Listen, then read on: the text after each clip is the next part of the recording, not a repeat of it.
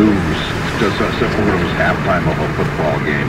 The smartest one out there, I'm telling you, I don't remember when she's in Cuba. She's moving to New York. She's in Austin. She's herself and Dunkin' Donuts. That was the smartest person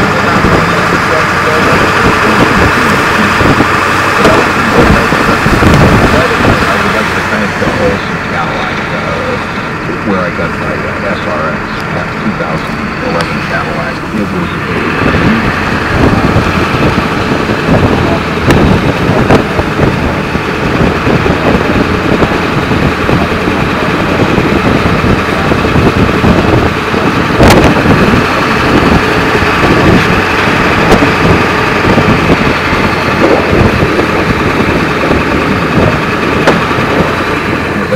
that Cadillac was awfully smooth. Did you know that Cadillac, you don't even feel it when you go through a snowdrift?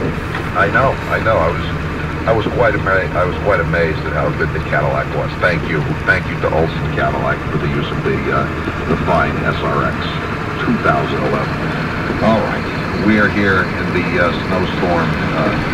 No problems. It's bad, but I gotta say, everybody's on.